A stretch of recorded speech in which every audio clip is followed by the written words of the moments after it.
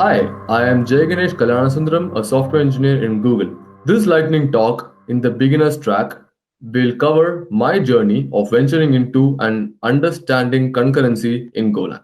When I first came across the syntaxes in Golang, I thought it's almost same as C++ and has slight differences like the keyword var for variable and func for functions. I'm an avid user of OOPS and found that structs with interfaces can help mimic the part of classes. Golang also supports weight groups, which can be really useful for lock retentions. Finally, for me at the first glance, Golang was the performance of C++ in an Python-like intuitive language. MergeSort is one of the good known algorithms to sort an array with complexity O of n log n. It works by breaking the array into two halves and recursively sorting the halves and finally merging them. For me, this is one of the good problems to code in a new language to understand the semantics of functions, variable declaration, initializations, array slash slice manipulations. So I went ahead and coded the same in Golang. The sort function here simply breaks the array into two halves and sorts them recursively and merges them, and finally returns the result. The merge function, on the other hand, uses a two pointer to iterate through the two arrays to be merged and updates the final array with the smaller of those two elements pointed by those two pointers. You can read more about it separately in the Wikipedia link which I shared in the previous slide. So after coding the basic merge sort, I dwelled deeper into Golang to understand the other salient features and discovered the Go keyword, which is basically a magic to do multi-threading in a very easy manner. I wrote a lot of code in C++ with multi-threading by using the library threads. Though it wasn't rocket science, it wasn't as intuitive and easy as just using the Go followed by the function name. This Go keyword launches a Go routine, which is the fundamental unit of running a multi-threaded program in Golang. I also came across the channels, which I've never heard before in any other language. My first thought towards the handling of threads was that this is a server optimization problem and it's not of much use to me. Although, because the Go keyword was so tempting, I decided to give that a try.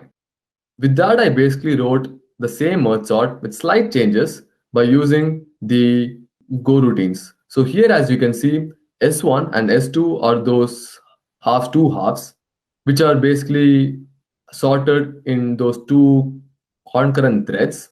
Defer in a scope is basically the last command which will be executed in that scope. So in this case, the wait group release is basically the last command which will be done in the scope of the func for each of those Go routines.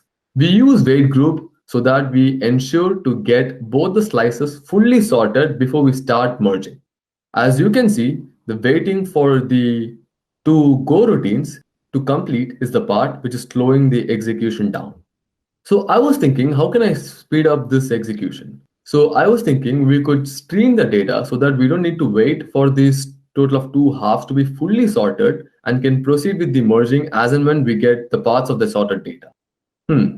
So I thought of going back to what I came across, and that was channels. So I started reading a bit more about channels, and my first glance at them was these are more like water pipes. So it basically transfers data from one end to the other. Okay, so what are the salient features of a channel? First, it has a start and it has an end. So it has a sender and it has a receiver. Second, it has a buffer to hold, and this could be zero. This buffer is basically like the length of the pipe. So if the length is zero, imagine it's like a ring. So you just have a ring and you have the source and the sink pretty much with no gap between them. And if the receiver is not receiving, more like there is a gap towards the end of the pipe, the sender will be blocked. The sender can't send more water through the pipe. Similarly, if the sender is not sending, the receiver will not know about it and will keep waiting indefinitely. The sender, however, can close the pipe once they have sent all the water or all the data in this case for the channel, and basically say the channel that they have sent all the data. And the pipe or the channel, once has transmitted all this data to the receiver, will intimate the receiver that it has actually transmitted all the data and it is going to close the pipe now, once for all. So with this analogy of water pipe, let's get back to writing the same code with channels. We now use channels instead of a slice so that we get the stream of the data as and when they are ready instead of waiting for the two fully sorted slices. So here you're basically sorting those two halves again concurrently and merging them concurrently. That is, as and when you get the data from the individual channels. As a recap from what we did so far, we started off with sorting the two halves of the slice sequentially and then doing the merge. Then we used the go keyword and improved it by sorting those two halves concurrently and then merging them at once.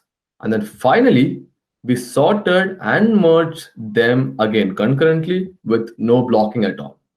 So we were benefited by directly transferring the data with channels to improve the concurrency.